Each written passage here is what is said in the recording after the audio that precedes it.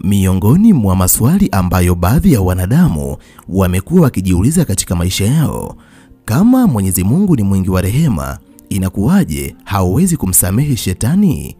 Kama na wewe ni moja kati ya binadamu ambao wamekuwa wakijiuliza swali hili, basi video hii imetengenezwa mahususi kwa ajili yako, kwani nimekuandalia majibu yote ambayo yanahusiana moja kwa moja na swali hili, na nina imani utakapotazama video hii mpaka mwisho, lipo jambo kubwa ambalo utakwenda kujifunza.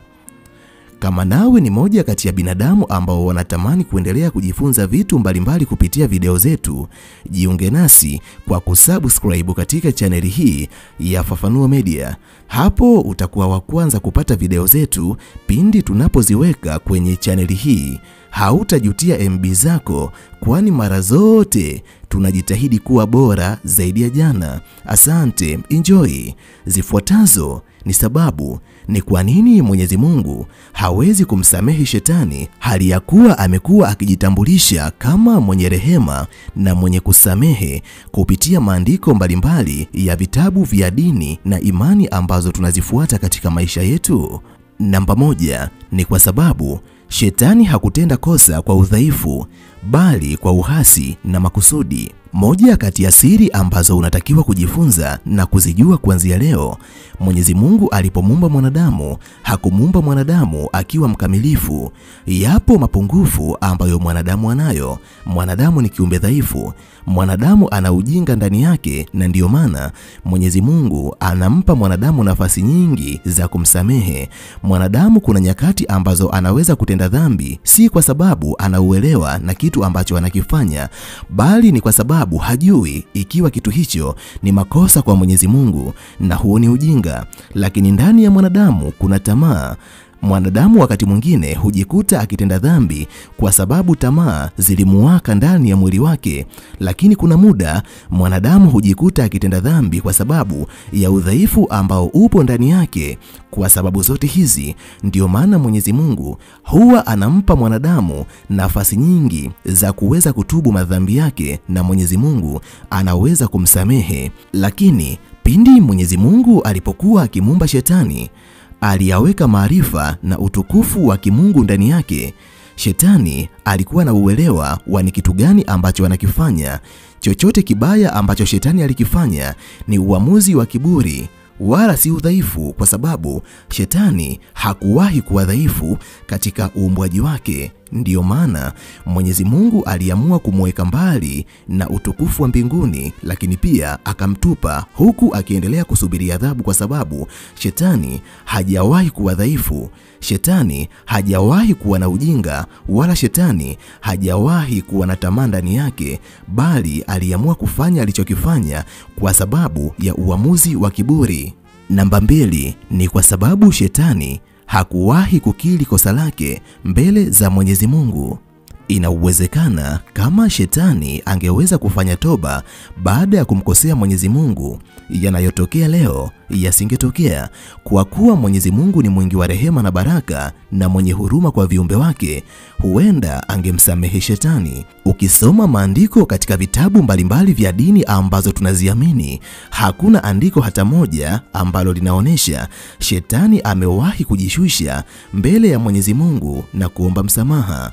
Jambo ambalo unatakiwa kulijua na kuliweka akilini, Mungu usamehe yule anayetubu, na si kwa shetani tu, hata kwa wanadamu. Ikiwa mwanadamu atamkosea Mwenyezi Mungu alafu hatomuomba msamaha, hawezi kusamehewa mpaka pale atakapotubu. Hivyo kama shetani angejishusha mbele za Mungu na akatubu, pasi na shaka Mwenyezi Mungu angeweza kumsamehe. Lakini kwa kuwa shetani anayo nia ya uovu ndani yake, na ndiyo maana ni baba wa uongo kwa mujibu wa maandiko katika kitabu kitakatifu cha Biblia, Yohana 8 mstari wa 44, shetani ataendelea kuwa muovu mpaka mwisho wa dunia. Namba 3 ni kwa sababu Mwenyezi Mungu ni mwenye rehema, lakini pia Mwenyezi Mungu ni mwenye haki. Moja kati ya mambo ambayo unatakiwa kujifunza na kuyaelewa, Mwenyezi Mungu ni mwingi wa rehema. Ndiyo maana tunafundishwa hata dhambi zako zikiwa nyekundu kama bendera, bado utakapojishusha na kutubu makosa yako mbele za Mungu, utatakaswa na kuwa mweupe kama theluji. hautakuwa na dhambi zako tena.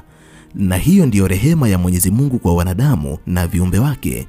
Lakini Mwenyezi Mungu ni mwenye haki. Kila mwenye kosa ataadhibiwa sawa sawa na makosa yake ikiwa hakutubu mbele za Mwenyezi Mungu. Ina maana hata shetani kwa kuwa hakuwahi kuomba rehema kwa Mwenyezi Mungu hawezi kusamehewa, atahukumiwa sawa sawa na makosa ambayo aliyatenda. Kwa kuwa Mwenyezi Mungu ni mwenye haki, hawezi kuivunja haki yake wala hawezi kupingana na tabia yake mwenyewe, kwani tabia ya Mwenyezi Mungu siku zote ni haki pamoja na rehema. Hivyo Mwenyezi Mungu humrehemu mwanadamu ambaye ameomba toba ya kweli, lakini pia humhukumu mwanadamu sawa sawa na makosa yake. Ndicho kinachotokea kwa shetani. Adhabu yake imeandaliwa sawa sawa na makosa ambayo ameyafanya. Laiti angeweza kuomba toba ya kweli, basi Mwenyezi Mungu angeiondoa adhabu hiyo na kumuosha shetani na kumfanya kuwa mpya. Lakini kwa kuwa shetani hakuwahi kujutia wala kutubu kuhusiana na uovu wake, adhabu yake itakuwa sawa sawa na makosa yake, na hiyo ndiyo haki ya Mwenyezi Mungu. Namba 4 ni kwa sababu shetani ana maarifa kamili, anaujua ukweli kuliko mwanadamu. Moja kati ya vitu ambavyo hupelekea asilimia kubwa ya wanadamu wamkosee Mwenyezi Mungu, mara nyingi wanadamu huwa hawajui matokeo ya dhambi. Wanadamu wengi hujikuta katika majuto pale matokeo ya dhambi ambazo walizifanya yanapoanza kutokea katika maisha yao. Hivyo mara nyingi binadamu hufanya vitu bila kujua ni kitu gani ambacho kinatokea, lakini kwa sababu shetani aliumbwa akiwa na maarifa kamili ndani yake, shetani huwa anaujua ukweli kamili. Shetani chochote ambacho anakifanya huwa anajua matokeo yake. Shetani alijua kikamilifu kitu gani ambacho walikuwa anakifanya. Aliona utukufu wa Mungu uso kwa uso, lakini bado akaamua kumpinga Mwenyezi Mungu. Hivyo shetani hana kisingizio cha ujinga wala udhaifu juu ya kile ambacho alikifanya mbele za uso wa Mwenyezi Mungu. Namba 5 ni kwa sababu shetani anaendelea kuharibu mpaka leo. Tangu shetani alipomuasi Mwenyezi Mungu, roho yake ilibadilika, akawa muovu na akawa baba wa giza. Hata hivi leo shetani anaendelea kufanya uharibifu katika vitu ambavyo ni kazi ya mikono ya Mwenyezi Mungu. Shetani anaendelea kuwapotosha wanadamu huku akiendelea kuleta uharibifu katika uso wa dunia, na lengo lake ni kuhakikisha anaingia katika ziwa la moto na wanadamu ambao watakuwa wamemtii katika uso wa dunia. Mwenyezi Mungu hana sababu ya kumsamehe kwa sababu pamoja na kuwa alikosea, bado anaendelea kukosea na bado ataendelea kukosea. Ninaamini mpaka hapo kuna kitu fulani ambacho umejifunza kupitia video hii. Sina la ziada zaidi ya kusema bye, tukutane tena katika video ijayo, na nimalize kwa kusema nawapenda sana sana zaidi ya sana. Asante, bye, niwatakie wakati mwema.